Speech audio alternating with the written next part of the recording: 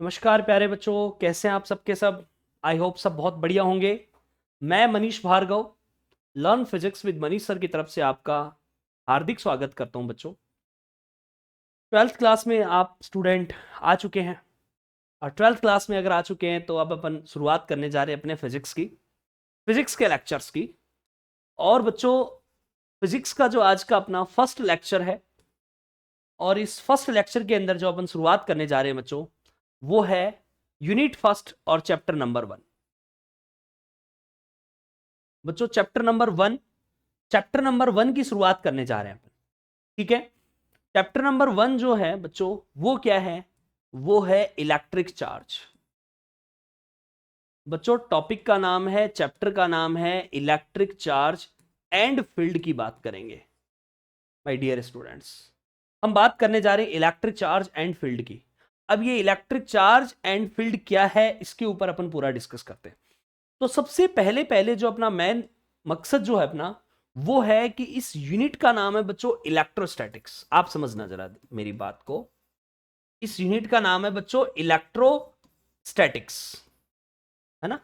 Electrostatics क्या होता है, सबसे पहले ये समझो। देखो, नाम से पता चल रहा है इलेक्ट्रोस्टैटिक्स। इलेक्ट्रोस्टैटिक्स के अपन ने यहां पे कितने पार्ट किए बच्चों? 2 पार्ट किए। सबसे पहला पहला जो पार्ट है वो है बच्चों इलेक्ट्रो, दूसरा क्या है? और वो है बच्चों statics.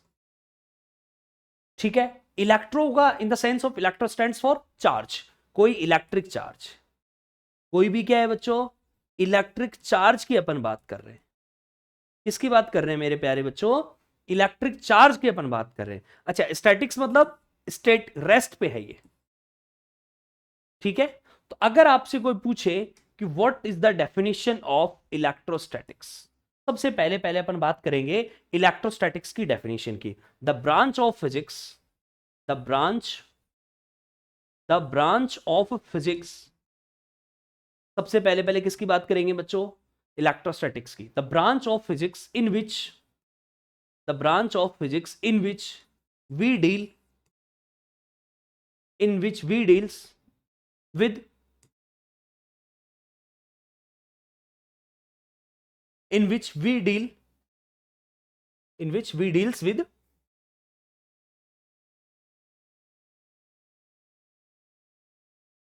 in which we deals with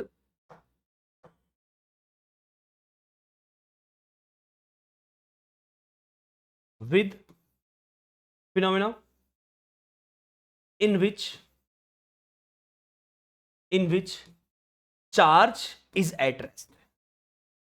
समझना बच्चों, तो जहां पर चार्ज रेस्ट में होगा, उससे रिलेटेड जितनी भी सारी चीजें अपन स्टडी करेंगे ना बच्चों, उसको अपन क्या कहेंगे? इलेक्ट्रोस्टैटिक्स कहेंगे।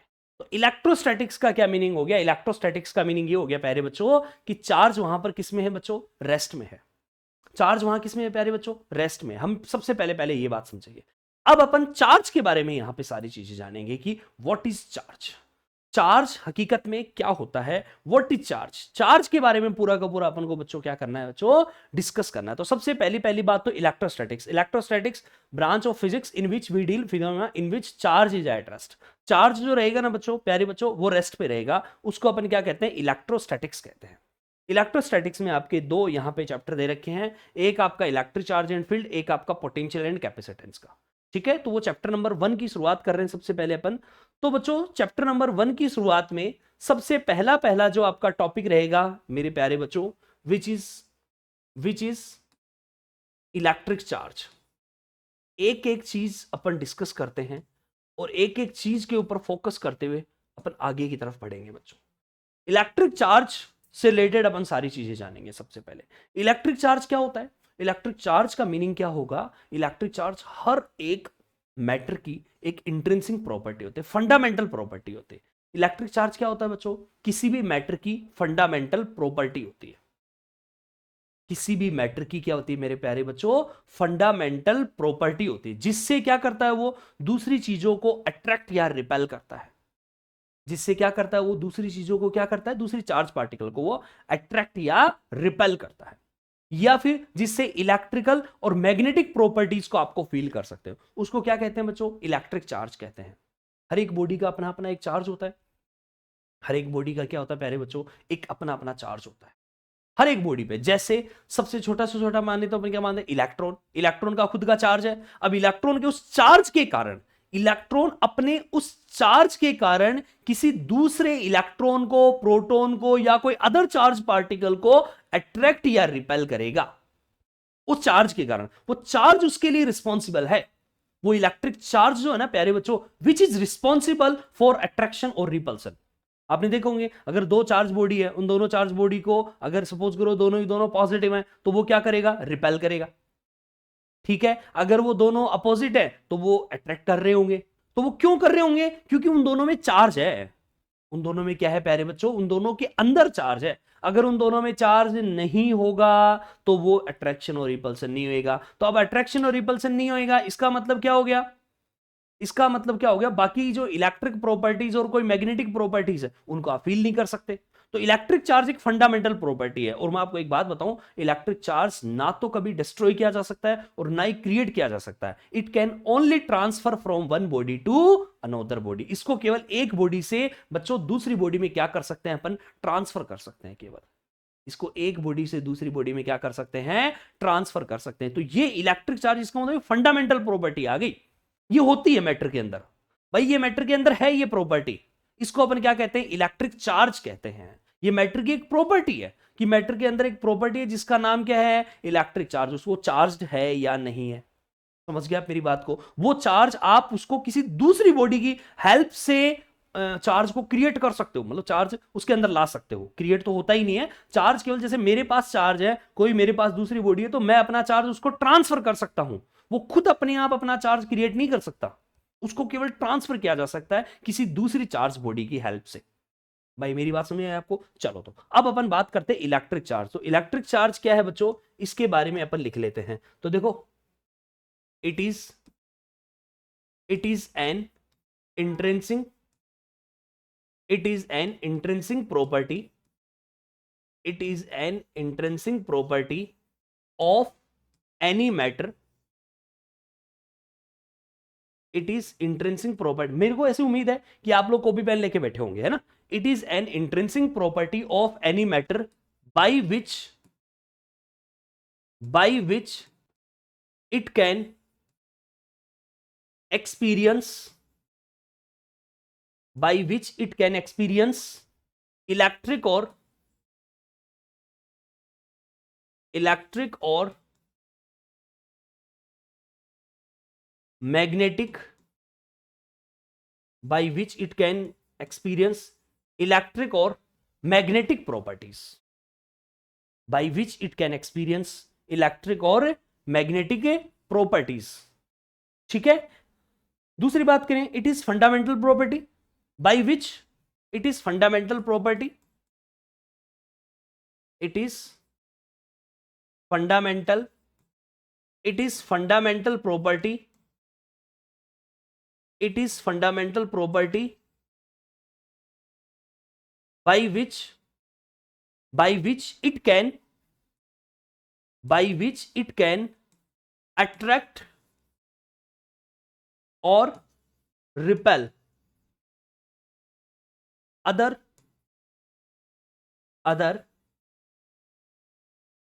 charged bodies।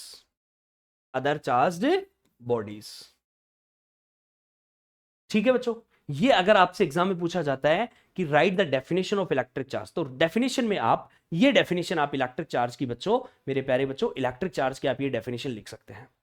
समझ गया आप मेरी बात को। अब इलेक्ट्रिक चार्ज होता है क्या है, जैसे आप देखते हैं बिजली कड़कती है तो आप देख रहे होंगे लाइटिंग होती है, वो भी क्या होता है, वो इलेक्ट्रिक चार्ज होता है कि नहीं होता। लाइटिंग आप देख रहे होंगे, वो क्या होगा, इलेक्ट्रिक चार्ज। आप कॉम्ब करते हैं बालों में क्या करते हैं, कॉम्ब करते हो, है ना, हेयर में अपने कॉम्ब करके जाते हो सुबह पहले, और मॉर्निंग में जब आप इवनिंग में आपके आके देखते हो तो क्या होता है, उसने छोटे छोटे डस्ट के पार्टिकल्स वो अपनी तरफ अट्रैक्ट कर लेता है। हाँ, डस्ट के पार्टिकल इकट्ठे हो जाते हैं ना, तो वो उसको आपने जब कॉम्ब किया तो उसमें एक फ्रिक्शन के कारण एक प्रॉपर्टीज आ गई, जिससे क्या कर रहा है, वो दूसरे पार्टिकल्स को क्या कर रहा है बच्चों, छोटे छोटे पार्टिकल, हमेशा लाइट पार्टिकल को अट्रैक्ट किया जाता है।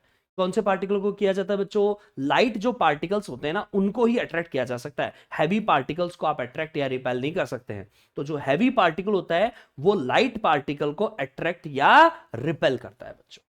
अट्रैक्शन की और रिपल्सन की प्रॉपर्टीज यहां पे क्रिएट होती है बच्चों। समझ गया आप मेरी बात को? तो ये तो हो गया सबसे पहले पहले तो क्या, इलेक्ट्रिक चार्ज। इलेक्ट्रिक चार्ज, ये इलेक्ट्रिक चार्ज हो गया, ठीक है। अब अपन बात कर रहे हैं बच्चों प्रॉपर्टीज ऑफ इलेक्ट्रिक चार्ज की, या some properties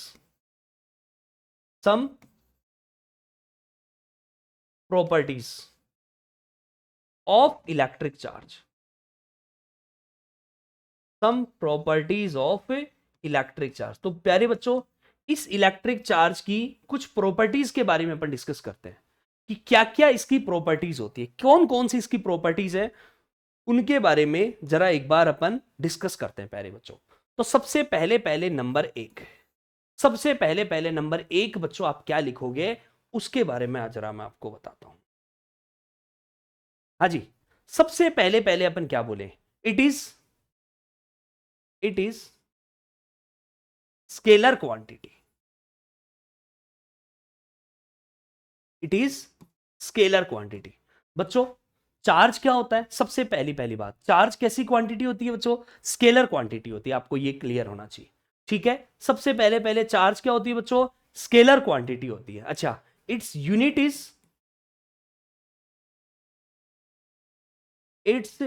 is coulomb. Its unit is coulomb, coulomb होती है बच्चों, एंड डिनोटेड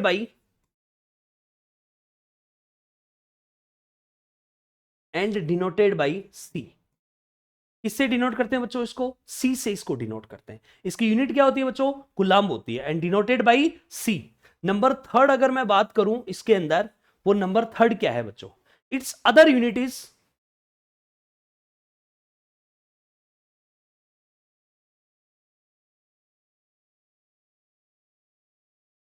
अदर यूनिट। दूसरी यूनिट की अगर मैं बात करूं तो देखो आप लोगों ने पढ़ा होगा कि आई बराबर होता है बच्चों क्यू अपॉन में टी। इसका मतलब क्यू इक्वल्स टू आएगा आई टी, और आई का क्या होता है एम्पियर, टी का क्या होता है बच्चों सेकंड। तो इसकी जो दूसरी यूनिट होती है ना बच्चों, वो क्या होती है, एम्पियर इंटू में सेकंड। क्या कहते हैं बच्चों इसको, it's other unit is ampere into में सेकंड प्यारे बच्चों। इसकी दूसरी यूनिट क्या होती है, एम्पियर इंटू में सेकंड बच्चों, इसकी यूनिट होती है दूसरी। हाँ जी, क्लियर है, एम्पियर इंटू में सेकंड। अब चलते हैं अपन नंबर फोर्थ। नंबर फोर्थ क्या चीज है बच्चों, जरा ध्यान से समझना, ठीक है। डायमेंशन देखो जरा इसकी, डायमेंशन कितनी आ जाएगी बच्चों। तो अगर मैं इसकी डायमेंशन की बात करूंगा तो एम्पियर का तो क्या होता है A1, और टाइम का हो गया जी T1, तो A1 T1 आ गया। इसकी डायमेंशन क्या आ जाएगी बच्चों, A1 T1 आ गया। Number fifth, nature of charge. Nature of charge बच्चों, इसके जो नेचर होते हैं ना, वो दो टाइप के नेचर होती है। एक तो क्या होती है पॉजिटिव चार्ज, भाई या तो ये मिलेगा पॉजिटिव, और या क्या मिलेगा बच्चों ये नेगेटिव। या तो क्या होता है, इसकी जो नेचर की बात करेंगे तो इसके दो टाइप की नेचर आ गई बच्चों। पहली नेचर तो क्या पॉजिटिव, और दूसरा क्या होता है बच्चों नेगेटिव। या तो ये क्या रहेगा पॉजिटिव रहेगा, और ये क्या रहेगा बच्चों ये नेगेटिव रहेगा। अब जरा एक बात समझते हैं अपन कि क्या पॉजिटिव होता है क्या नेगेटिव होता है, वो समझते हैं जरा। देखो एक बात समझना बच्चों आप यहां पे, जैसे अपन मान लेते हैं ये एटम है,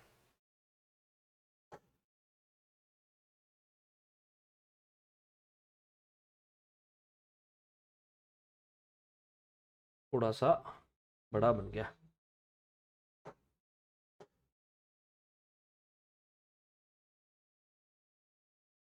ये अपन मानते हैं एटम के बारे में जरा एक बार अपन डिस्कस कर रहे हैं। एटम के अंदर बच्चों ये बना दिया अपन ने न्यूक्लियस। क्या बना दिया अपन ने यहां पे, ये न्यूक्लियस बना दिया है ना। ये एटम के अंदर अपन ने क्या बना दिया बच्चों, यहां पे ये न्यूक्लियस हो गया। इस न्यूक्लियस के चारों तरफ क्या रहेंगे बच्चों, इसके चारों तरफ रहेंगे बच्चों इलेक्ट्रॉन। इसके चारों तरफ क्या रहेंगे इलेक्ट्रॉन, डिफरेंट डिफरेंट ऑर्बिट में। तो वो जैसे, एक सेकेंड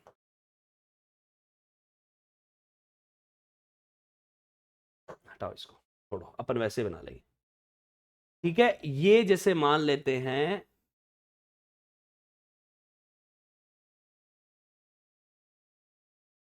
ये जैसे डिफरेंट डिफरेंट ऑर्बिट है। ये क्या है बच्चों, डिफरेंट डिफरेंट ऑर्बिट है। ये डिफरेंट डिफरेंट ऑर्बिट में क्या है बच्चों, यहाँ पे इलेक्ट्रॉन है, मान लेते हैं कुछ इलेक्ट्रॉन यहाँ पे, कुछ इलेक्ट्रॉन यहाँ पे, कुछ इलेक्ट्रॉन, ऐसे बहुत सारे इलेक्ट्रॉन घूम रहे होंगे। बोर आपने पढ़ेंगे होंगे, बोर 11th क्लास के अंदर आपने पढ़ा होगा केमिस्ट्री के अंदर, बोर कॉरस्पॉन्डिंग थ्योरम जो होती है उसके अंदर ये सारी चीजें बताई जाती है एटम के अंदर, कि भाई इलेक्ट्रॉन जब घूम रहे होते हैं तो उनका एमवीआर बराबर NH/2 होना चाहिए। उनके ऊपर अपन डिस्कस नहीं कर रहे हैं, लेकिन मेरा मेन मोटिव क्या है बच्चों, एटम क्या होता है, किसको आप एटम बोलेंगे? एटम वो होता है जिसके अंदर positive charge equals to negative charge, इसको कहेंगे बच्चों atom. Positive charge equals to negative charge, यही तो होता है एटम। वही थ्योरम में बताया गया था कि एटम किसको कहते हैं, कि भाई ये ना इसके अंदर एक टीनी स्पेस होता है, वो किसका होता है बच्चों, न्यूक्लियस का होता है, और उसके चारों तरफ क्या होता है, इलेक्ट्रॉन घूम रहे होते हैं। अब इसके अंदर क्या होता है, जितना पॉजिटिव चार्ज होता है उतना ही क्या होता है बच्चों, नेगेटिव चार्ज होता है। तो पॉजिटिव चार्ज और नेगेटिव चार्ज क्या होते हैं बच्चों, दोनों के इक्वल होते हैं कि नहीं होते, या मोटी मोटी बात ये मानो कि number of proton equals to क्या आ गया बच्चों, नंबर ऑफ इलेक्ट्रॉन। बोलो जी, number of proton equals to number of electrons आएंगे कि नहीं आएंगे? फॉर एग्जाम्पल देखो, मैं आपको पॉजिटिव और नेगेटिव की कहानी सुनाता हूं। मान लेते हैं 2He4 है, हीलियम का कोई एटम है, ठीक है।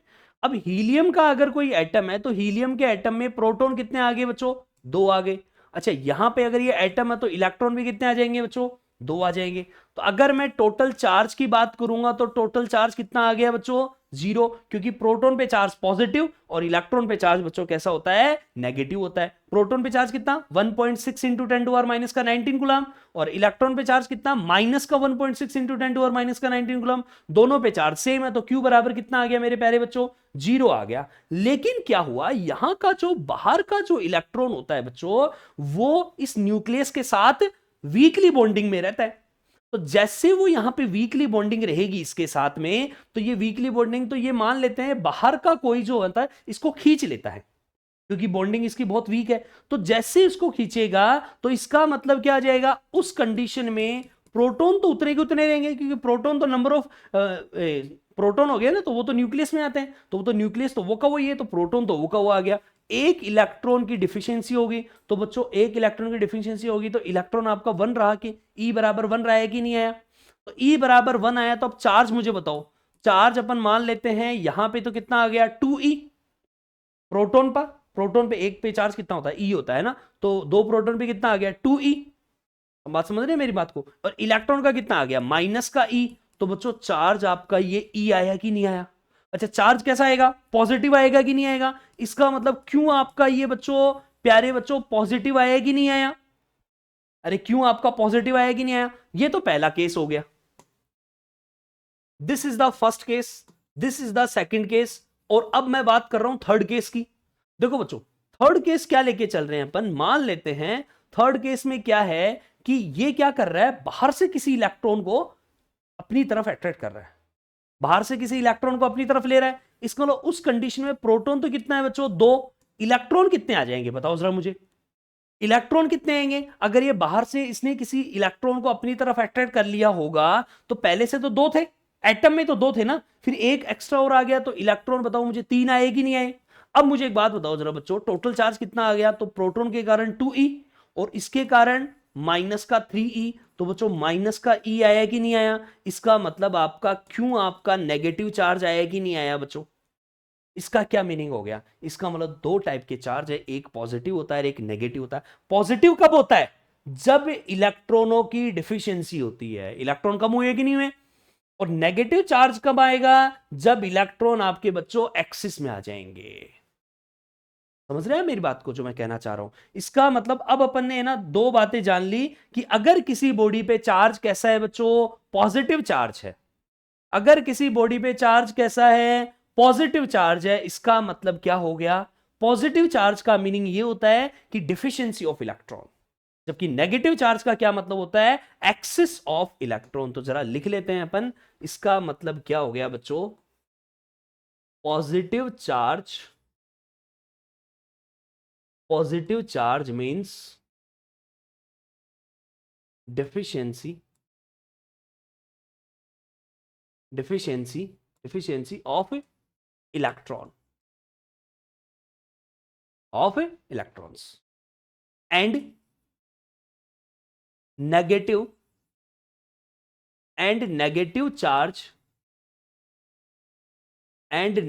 चार्ज मींस, नेगेटिव चार्ज का क्या मतलब हो गया बच्चों? Negative charge means excess of electron, excess of electron as compare to electron in atom.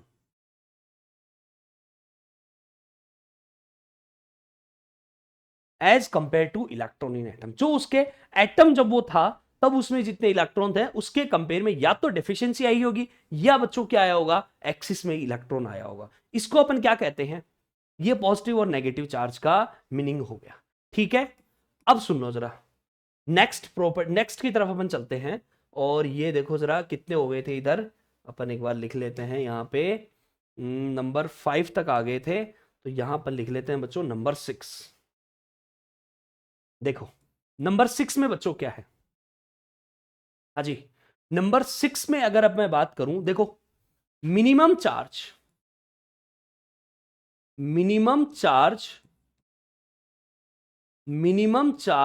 On any body. अगर किसी भी बॉडी पे मैं मिनिमम चार्ज की बात करूंगा तो देखो बॉडी में क्या होता है, इलेक्ट्रॉन्स होते हैं और कम से कम एक इलेक्ट्रॉन आएगा, तो एक इलेक्ट्रॉन पे जो चार्ज आएगा बच्चों वो कितना आ जाएगा?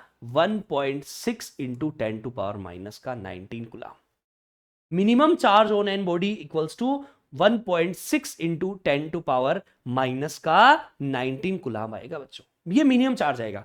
किसी भी बॉडी पे अगर मैं मिनिमम चार्ज की बात करूंगा तो वो ये इतना आएगा, 1.6 इंटू 10 टू पावर माइनस का 19 कूलम। नेक्स्ट अगर अपन बच्चों इसके बारे में आगे अगर अपन डिस्कस करें तो आगे देखना, इफ चार्ज, बस यहां ये लिख दो, और यहां मैं 3 पॉइंट बना रहा हूं बच्चों, और देखो ये 3 पॉइंट क्या क्या डिफाइन कर रहे हैं आपको, ये देखो। इसका मतलब ये हो गया कि अगर चार्ज बच्चों आपका क्या है, इफ चार्ज इज एट, ऐसे लिख दो, अगर यहां पे किस में आ जाता है बच्चों, रेस्ट पे, यहां मूविंग, और बच्चों यहां भी मूविंग, 3 चीजें आ गई, charge is at, rest, moving और मूविंग। अब देखो रेस्ट पे आएगा, इसका मतलब अगर चार्ज आपका किस पे आ जाता है बच्चों, अगर चार्ज आपका रहेगा किस पे बच्चों, रेस्ट पे रहेगा, किस पे रहेगा, रेस्ट पे रहेगा, तो ये क्या डिफाइन करेगा, अगर चार्ज बच्चों मेरे प्यारे बच्चों रेस्ट पे है तो केवल और केवल प्रोड्यूस ओनली इलेक्ट्रिक फील्ड।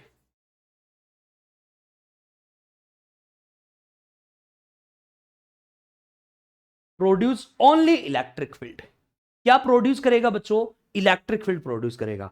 अब मैं क्या कह रहा हूं, चार्ज मूविंग में है, मूविंग में तो है बट एक्सेलरेशन 0 है, क्या है बच्चों, मूविंग में तो है बट एक्सेलरेशन 0, यहां पे मूविंग में है बट एक्सेलरेशन 0 नहीं है, ये कह रहे हैं अपन आपको, है ना।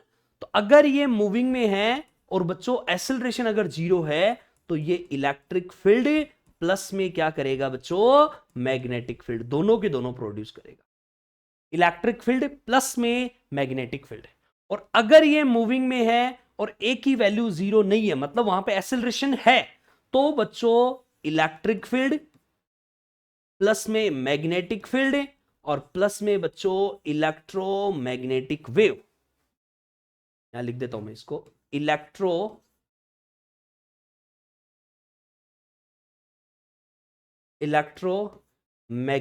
वेव। ठीक है क्या, ये प्रोड्यूस करेगा ओनली इलेक्ट्रिक फील्ड, ये प्रोड्यूस करेगा इलेक्ट्रिक फील्ड और मैग्नेटिक फील्ड, और ये क्या प्रोड्यूस करेगा बच्चों, इलेक्ट्रिक फील्ड, मैग्नेटिक फील्ड और इलेक्ट्रोमैग्नेटिक वेव, तीनों चीजें प्रोड्यूस करेगा बच्चों। ये मेरी बात समझ में आई आपको, क्या यहां तक सबको क्लियर है? कमेंट करके जरा मेरे को जरूर बताना। तो बच्चों देखो ये 3 आ गए, यहां से इलेक्ट्रिक फील्ड ये हो गया, मैग्नेटिक फील्ड हो गया, और यहां से इलेक्ट्रोमैग्नेटिक वेव, यहां से ये आ जाएगी बच्चों। ठीक है ना, अब अपन चलते हैं आगे की तरफ, चलते हैं बच्चों नेक्स्ट प्रॉपर्टी की तरफ अपन। और जो नेक्स्ट प्रॉपर्टी अपनी है, कुछ ये मतलब बेसिक प्रॉपर्टीज हैं जिनकी अपन डिस्कस कर रहे हैं बच्चों।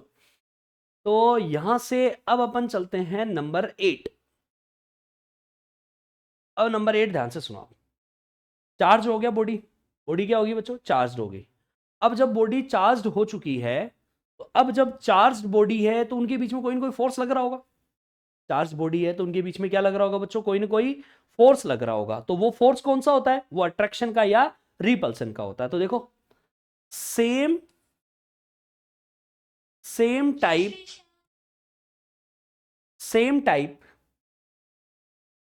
Bodies repel but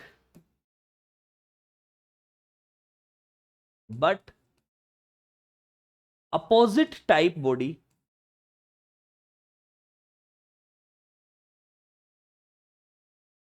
attract to each other,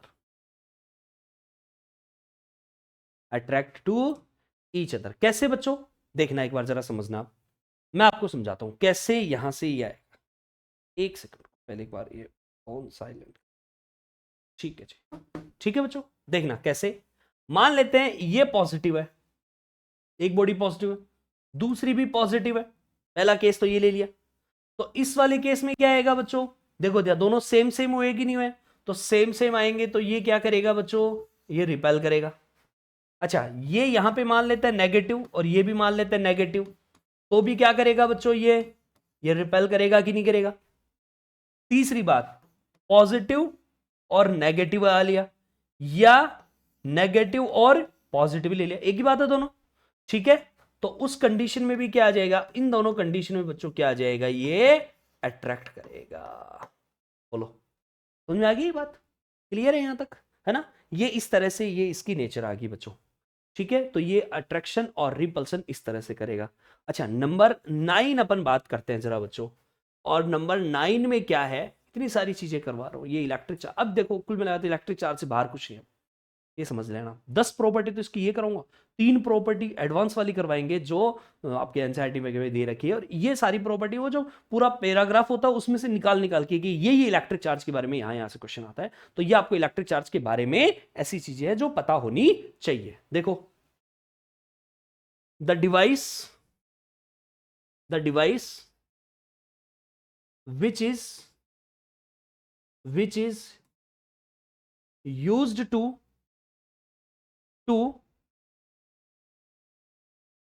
detect the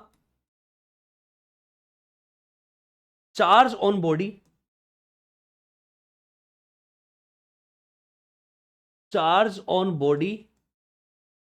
and its nature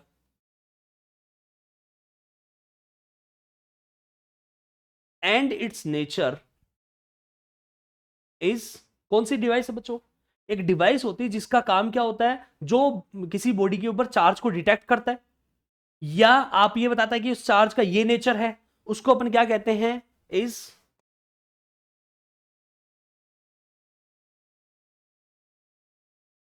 gold leaf electroscope.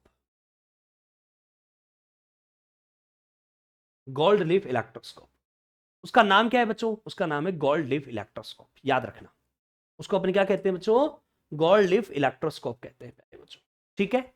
अब सुनो नंबर 10 की अपन बात करते हैं। कोई जैसे मान लेते हैं, 2 एग्जांपल ले रहे हैं अपन। सबसे पहला एग्जांपल अपन ने लिया यहां से, जैसे ये ले लेते हैं एक, तो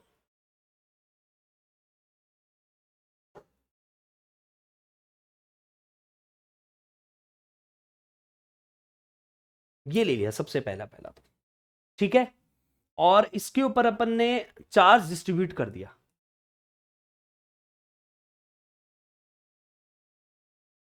यही आएगा। ये यहां पर क्या है बच्चों, यूनिफॉर्म है या नहीं है, अरे ये यूनिफॉर्म बॉडी है या नहीं है, यूनिफॉर्म है। इसका मतलब क्योंकि यहां पे ये आपका आर आ गया और ये पूरे जगह सेंटर पॉइंट से ये डिस्टेंस आपकी सारी की सारी क्या रहेगी बच्चों, सेम रहेगी, ठीक है। एक तो ये पहला केस लिया है। अच्छा दूसरा केस जो अपन डिस्कस करेंगे ना, दूसरा केस अपन मान लेते हैं कुछ इस तरह से बना दिया अपन ने, बना दिया, और अब इसके ऊपर अपन चार्ज को देखना है। अब इसके ऊपर अपन को चार्ज को देखना है। देखो बात समझना, इसका मतलब यहां अगर चार्ज इस तरह से अगर आपने डिस्ट्रीब्यूट किया है, क्योंकि यहां इसका सेंटर ऑफ कर्वेचर, फिर ये थोड़ा सा पास आने लगेगा, ठीक है, और पास में आने लगेगा थोड़ा सा, और ये का मतलब ये यहां पे ऐसे ऐसे ऐसे ऐसे ये थोड़ा सा ज्यादा होने, बात समझ पा रहे हैं मैं जो कहना चाह रहा हूं? ठीक है, इसको सो थोड़ा सा एक बार,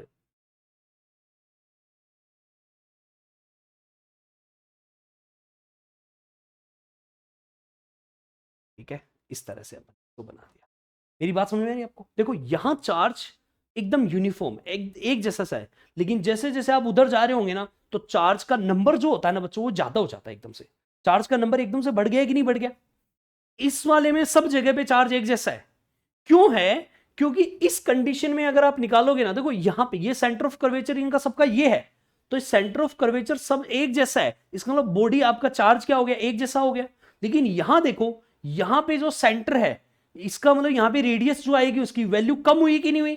तो रेडियस कम हो गई, इसका मतलब क्या हो गया बच्चों? वहां पे नंबर ऑफ चार्ज क्या हो गया? चार्ज डेंसिटी की बात करें अपन, तो वो जो सरफेस चार्ज डेंसिटी है ना बच्चों, वो इंक्रीज हो जाती है। इसका मतलब क्या हो गया? यहां जो मैं लिखना चाह रहा हूं ना, सरफेस चार्ज डेंसिटी। अब आप समझना, अब आप कहेंगे सर ये सरफेस चार्ज डेंसिटी क्या है? आगे आने वाले टॉपिक में बताए जाएंगे। इसको सिग्मा से डिनोट किया जाता है, और सिग्मा बराबर क्या होता है कि कितना चार्ज है एरिया में, पर यूनिट एरिया में कितना चार्ज है, उसको क्या कहते हैं बच्चों? सरफेस चार्ज डेंसिटी कहते हैं। कि भाई इस एरिया में, जैसे ये वाला एक एरिया ले लो पूरा, उस एरिया में कितना चार्ज है, पर यूनिट एरिया में कितना चार्ज है, यहां पे पर यूनिट एरिया में कितना चार्ज है, इसका मतलब एकांक क्षेत्र पर यूनिट एरिया में, हिंदी बोल गया थोड़ी सी, पर यूनिट एरिया में कितना चार्ज डिस्ट्रीब्यूटेड है, उसको क्या कहते हैं बच्चों? Surface charge density. तो क्या होता है? Surface charge density sigma is inversely proportional to R. ये आएगा कि नहीं आएगा? इसका मतलब अगर किसी का आर क्या रहेगा बच्चों? ज्यादा रहेगा, तो वहां पे क्या रहेंगे? चार्ज से सरफेस चार्ज डेंसिटी कम रहेगी, और अगर किसी का आर कम रहेगा, तो वहां पे सरफेस चार्ज डेंसिटी बच्चों क्या हो जाएगी बच्चों? अचानक से ज्यादा हो जाएगी। तो मैं यहां से क्या लिख सकता हूं? एक लाइन, उस लाइन के ऊपर जरा एक बार अपन डिस्कस कर रहे हैं।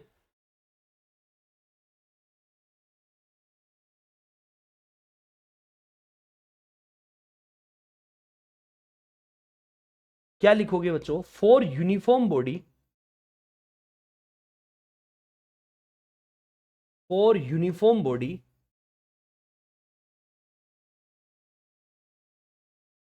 Charge is distributed, charge is distributed uniformly,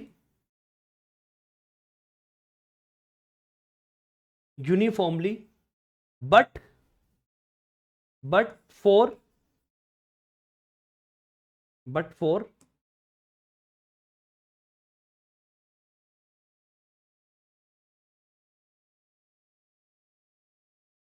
non-uniform body,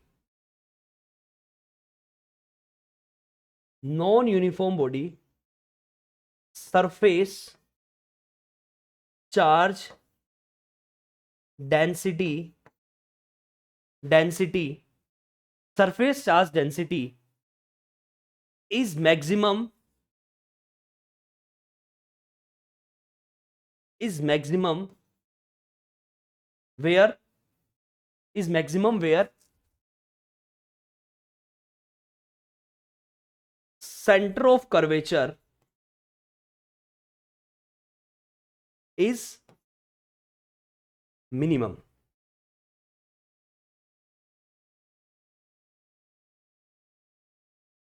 देखो बच्चों, ये आई थिंक आपको समझ में आ गया होगा। ये यहां मैंने ये चीजें लिखवा दिया, ठीक है क्या? अब आई थिंक सारी चीजें आपको क्लियर हो गई होगी, ठीक है ना? ये चीज आपको शायद अब क्लियर हो गया होगा, है ना? तो अब चलते हैं बच्चों अपन नेक्स्ट, और नेक्स्ट जो है ना अपना, वो क्या है? वो अपने कुछ प्रॉपर्टीज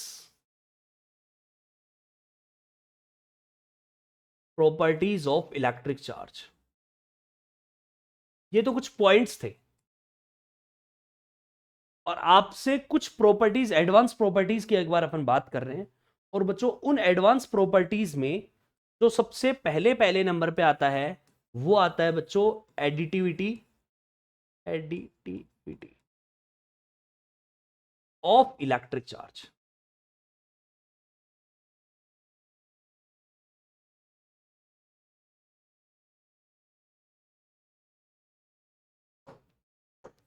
इलेक्ट्रिक चार्ज को बच्चों ऐड कैसे करोगे? अगर आपको इलेक्ट्रिक चार्ज का एडिशन करना होता है तो वो कैसे करते हैं वो देखते हैं। क्या लिखेंगे बच्चों इसमें? Additivity, additivity of electric charge. देखो बच्चों अपन क्या जानते हैं, देखो यहां से देखना, चार्ज कैसी क्वांटिटी होती है? Charge is scalar quantity. Charge is scalar quantity, so total charge is scalar quantity, so total charge on any body equals to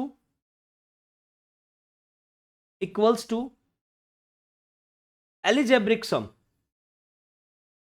equals to algebraic, scalar quantity है इसलिए algebraic sum करना पड़ेगा, to algebraic sum of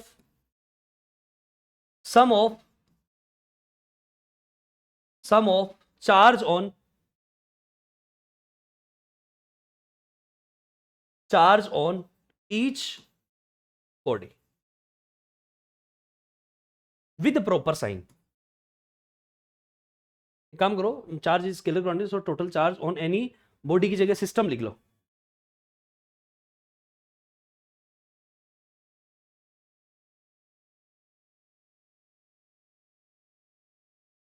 equals to algebraic sum of charge on each body with proper sign, with proper sign। कैसे बच्चों? जैसे मान लेते हैं ये कोई आइसोलेटेड सिस्टम है, यहां पे चार्ज आ गया मान लेते हैं 5 कूलम, यहां पे है 3 कूलम, यहां मान लेते हैं -4 कूलम है। अब आपको यहां पे टोटल चार्ज निकालना है, तो बच्चों यहां से जब आप इसका टोटल चार्ज निकालेंगे तो Q बराबर कितना आ जाएगा? 5 कूलम प्लस में 3 कूलम -4 कूलम, तो बच्चों टोटल मिला के चार्ज कितना आ गया? ये आ गया टोटल मिला के 4 कूलम हो गए। समझ गया आप मेरी बात को? तो टोटल मिला के इस तरह से आ जाएगा। अच्छा, जैसे इसके लिए अपन एक चीज मानते हैं बच्चों, देखो जरा बात समझना आप। जैसे मान लेते हैं ये कोई बॉडी है, ये क्या है बच्चों? कोई बॉडी है, और इसके ऊपर चार्ज अपन मान लेते हैं कितना आ गया बच्चों? 4 कूलम है, ठीक है।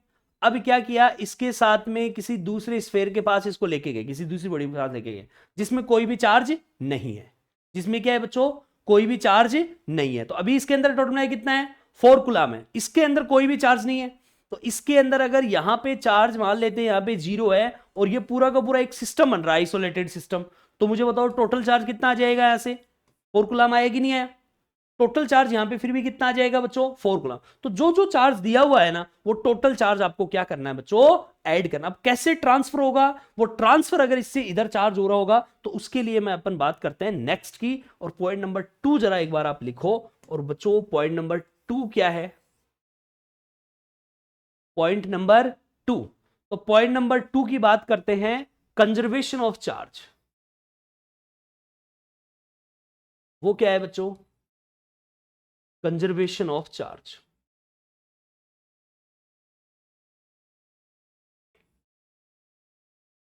देखो इसकी बात करेंगे अपन, कंजर्वेशन ऑफ चार्ज की। तो बच्चों ध्यान से समझना, कंजर्वेशन ऑफ चार्ज का मतलब क्या होता है। चार्ज को देखो, मैंने स्टार्टिंग में बताया था आपको क्लास स्टार्ट होते वक्त कि चार्ज हमेशा क्या होता है? चार्ज हमेशा क्या है? कंजर्व रहता है। मतलब चार्ज को ना तो आप क्रिएट कर सकते हो ना ही डिस्ट्रॉय कर सकते हो। चार्ज कभी क्रिएट नहीं होता, ना ही उसको खत्म कर सकते हो, डिस्ट्रॉय कर सकते हो। It can only transfer from one body to another body. एक बॉडी के पास चार्ज है तो तो आपको अगर दूसरी बॉडी के साथ उसको लेके जा रहे हो कांटेक्ट में, तो वहां केवल इसको ट्रांसफर किया जा सकता है, इसको केवल एक बॉडी से दूसरी बॉडी में ट्रांसफर किया जा सकता है, चार्ज को कभी भी डिस्ट्रॉय नहीं किया जा सकता है। तो क्या लिखेंगे आप? Charge can never created,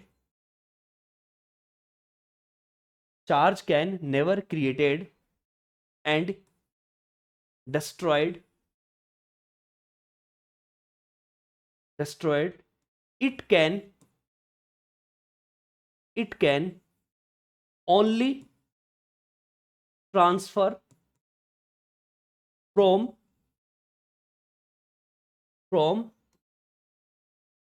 one body to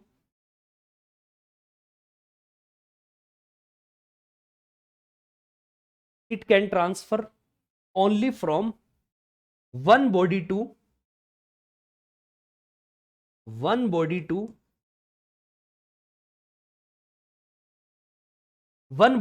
another body. So total charge is always,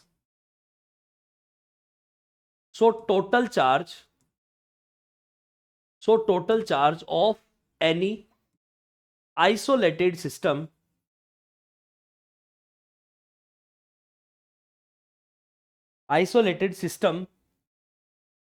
is conserved. हमेशा क्या रहता है बच्चों? कंजर्व रहता है। कैसे?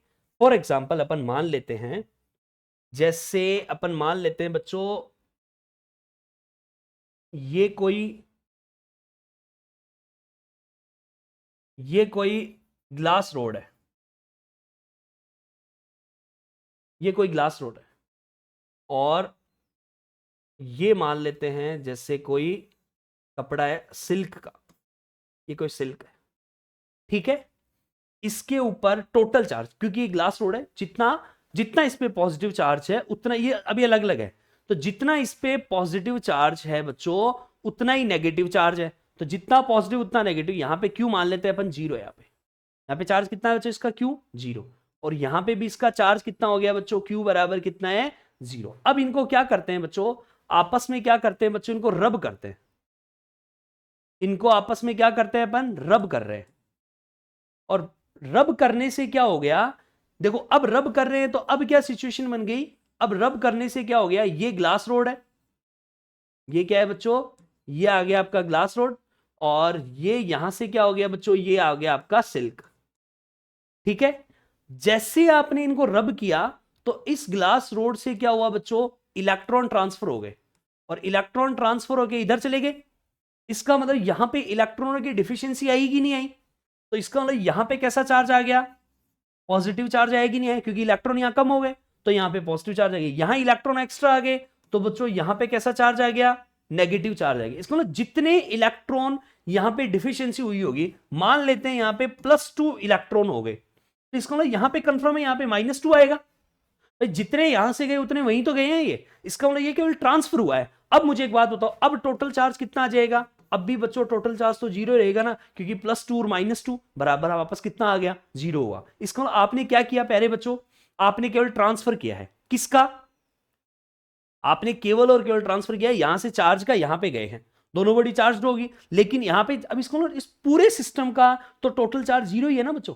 तो पूरे सिस्टम का जो टोटल चार्ज है वो कभी भी आप क्रिएट और डिस्ट्रॉय नहीं कर सकते हो, वो केवल एक बॉडी से चार्ज का दूसरी बॉडी में क्या होता है मेरे प्यारे बच्चों? ट्रांसफर होता है।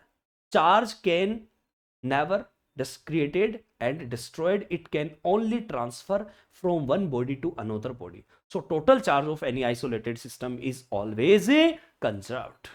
हमेशा क्या रहेगा प्यारे बच्चों? ये टोटल चार्ज क्या रहेगा? हमेशा यहां पे कंजर्व रहेगा। टोटल चार्ज हमेशा हमेशा क्या रहेगा बच्चों? कंजर्व रहेगा, ठीक है। चलिए अपन आगे, अब चलते हैं अपन नेक्स्ट, और नेक्स्ट जो है बच्चों वो नंबर 3, और वो है क्या?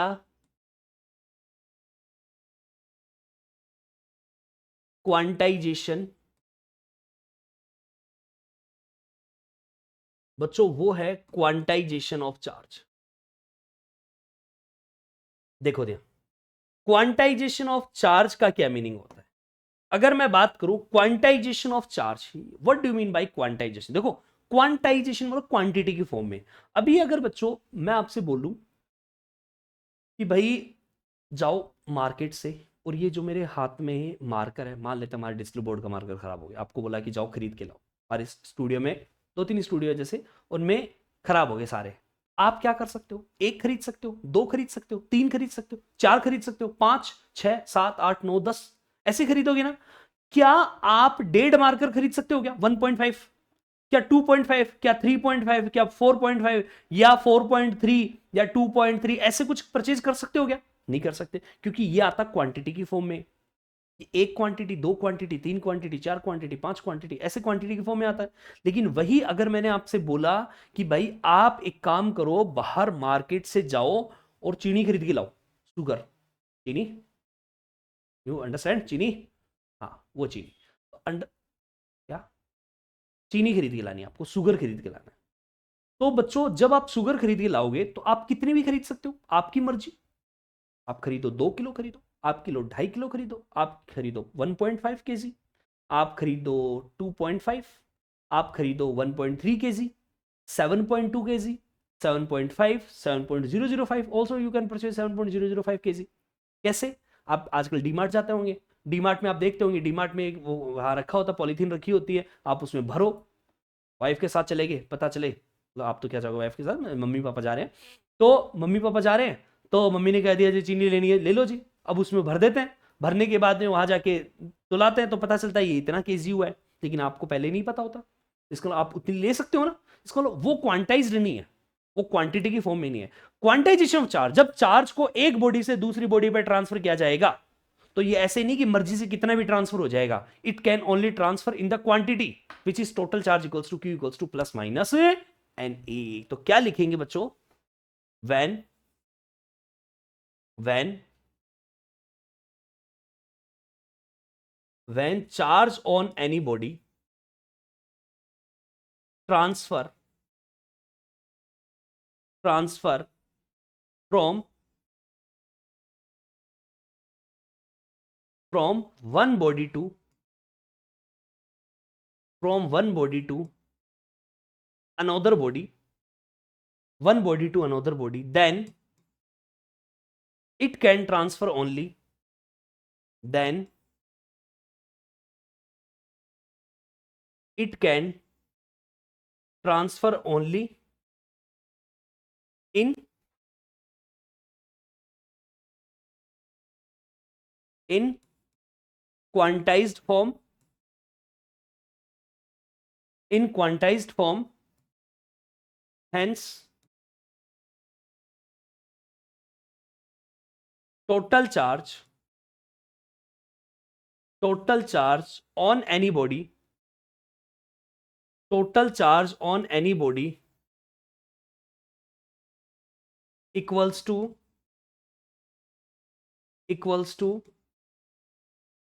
integral multiple equals to integral multiple of charge on electron,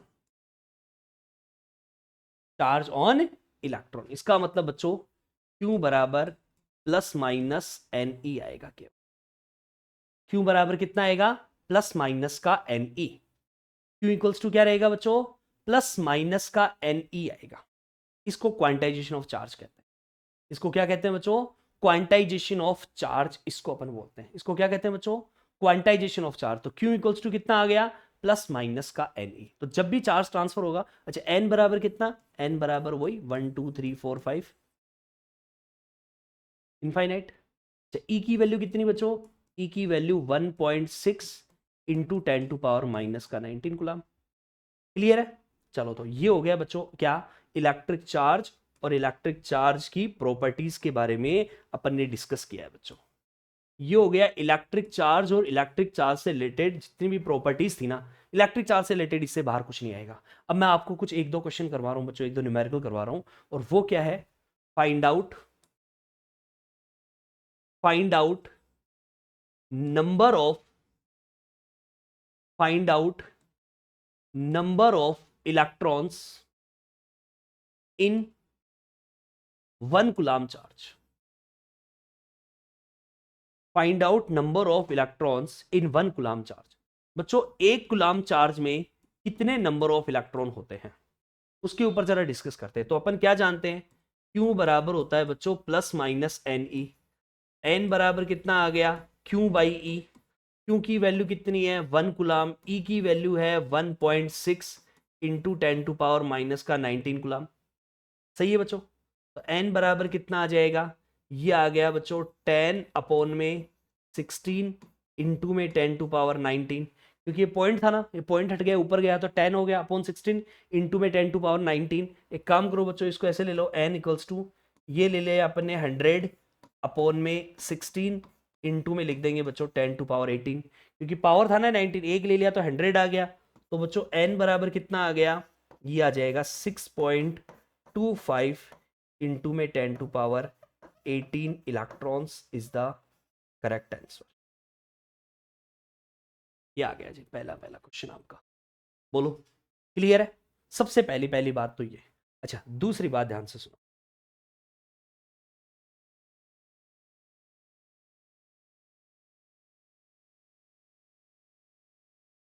ठीक है, याद रखना आपको कि ये इस तरह से अगर आ जाता है तो ये अपन करेंगे। नेक्स्ट क्वेश्चन की जरा एक बार अपन बात कर रहे हैं। ठीक है, इन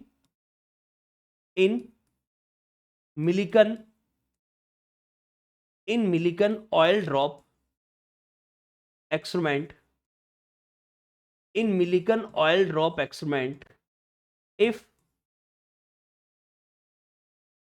charge on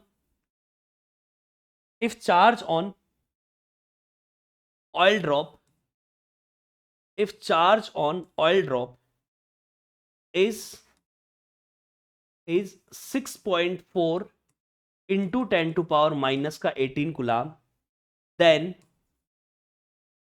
find out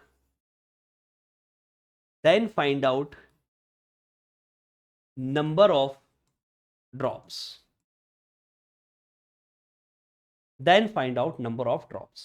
तो बच्चों यहां से अगर अब मैं बात करूं टोटल चार्ज कितना है, टोटल चार्ज दे रखा है बच्चों Q equals to 6.4 into 10⁻⁻18 coulomb. Oil drop, जितनी ऑयल ड्रॉप थी ना टोटल चार्ज उनके ऊपर, टोटल चार्ज ले लेते हैं, इसको लिख दे यहाँ पे टोटल चार्ज। ठीक है, तो टोटल चार्ज दे रखा है तो Q इक्वल्स टू ये, तो Q इक्वल्स टू क्या ले लेंगे बच्चों NE। तो बच्चों n बराबर कितना Q बाई E, तो Q कितना 6.4 इंटू 10⁻⁻18, नीचे कितना बच्चों 1.6 इंटू 10⁻⁻19।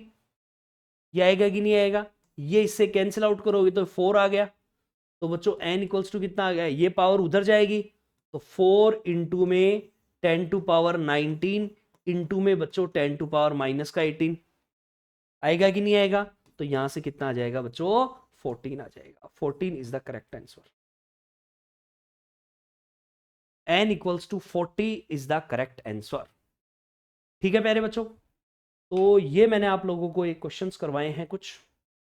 नेक्स्ट वीडियोस में आपको एनसीईआरटी से रिलेटेड जितने भी न्यूमेरिकल्स हैं वो करवाए जाएंगे।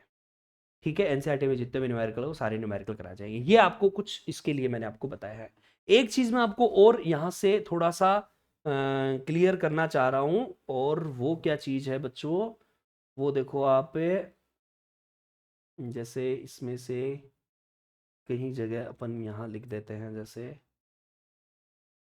चार्ज की अगर अपन बात करें, चार्ज, ठीक है, यहाँ लिख सकते हैं अपन, यहाँ जगह है ना। तो देखो चार्ज की एक चीज बच्चों याद रखना, मैंने अभी अभी आपको क्वेश्चंस कह रहा है, एक कूलाम चार्ज में 6.25 इंटू 10⁻18 इलेक्ट्रॉन्स होते हैं। इसका मतलब चार्ज 1 कूलाम चार्ज बहुत बड़ा अमाउंट होता है। तो अगर मैं इसमें छोटे अमाउंट की बात करूं, चार्ज की कुछ यूनिट्स की बात करूं, तो देखो आप वैल्यू याद रखना बच्चों, 1 माइक्रो कूलाम होता है 10⁻⁻6 कूलाम, 1 मिली कूलाम होता है बच्चों 10⁻⁻3 कूलाम, 1 नैनो कूलाम होता है बच्चों 10⁻⁻9 कूलाम, 1 पीको कूलाम होता है बच्चों 10⁻⁻12 कूलाम। ठीक है, और बस इतना याद रख लेना, इतने में आपका काम हो जाएगा। नॉर्मली इन दो में ही काम हो जाएगा आपका। ठीक है, फिर भी अगर आपका नैनो में और या फिर ये आ सकता है। ठीक है, तो प्यारे बच्चों इसको आप अलग से आप लोग इसको बना लेना, अलग से बच्चों इसको याद रखना।